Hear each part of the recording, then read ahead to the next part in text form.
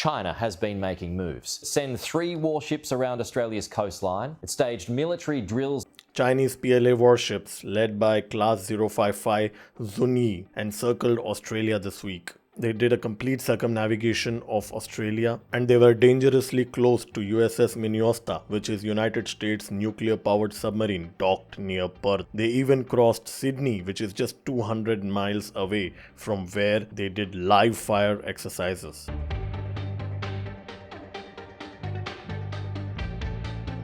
Australian Defence Force is so panicky that over the last 1 week they made 9 announcements regarding this. So let's have a look at what was the path route of this fleet of Chinese destroyers. As we can see, they started near the Philippines, they moved towards Indonesia, and then they went to Torres Strait. They passed through the Torres Strait. From there they went to Coral Sea, and from the Coral Sea they then moved towards Sydney to the Tasman Sea, and from the Tasman Sea they just went 50 nautical miles and they started the live fire drills there. And then from the Tasman Sea they crossed the Tasmania, and from Tasmania they came dangerously close to USS Minnesota, which is parked near Perth, the city Perth, almost 50 miles from the USS Minnesota, the nuclear powered submarine of United States. And from there they again went back to the Sunda Strait. So this is exactly what has happened with the Chinese warships. These were of 055 class Zunyi. There were 2 other destroyers. One was 054 Hengyang.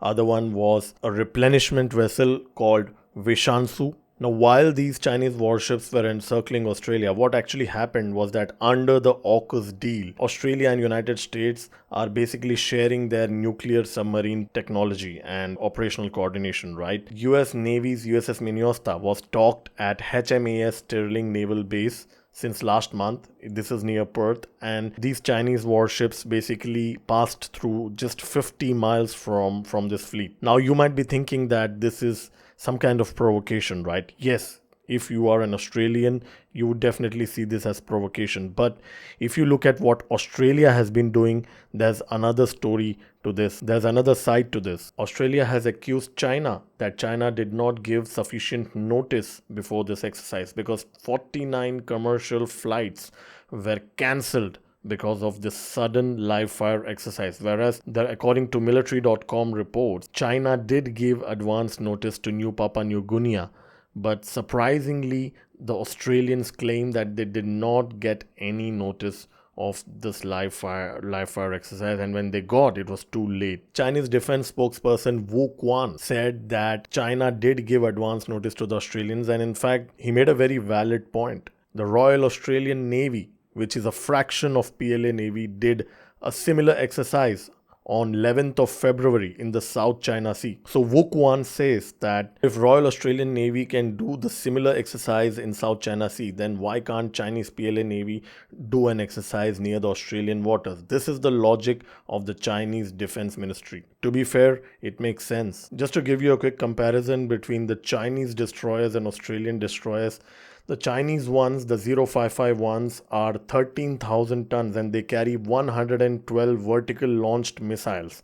Whereas the Australian Hobart class destroyers, they carry just around 48 vertical launched missile systems and they are just around 7,000 tons. Chinese shipyards are churning out the entire combat power of Royal Australian Navy every 2 years. So Australian Navy is a fraction of Chinese Navy. But still, the Australians conduct these firing exercises and naval exercises in South China Sea just 50 to 100 miles from the Chinese coastline. And when China does the same, there is this whole threat perception in the Western mainstream media. Yes, indeed, it's a concern if a foreign country does live fire exercises near your border, but the same is applicable to both China and Australia and not just one side. So Australia just has around 10 surface combatants. In 2004 Lowy Institute poll, more than 70% of Australians feel that China will pose a military threat to Australia in the next 2 decades. So understandably, the Australian media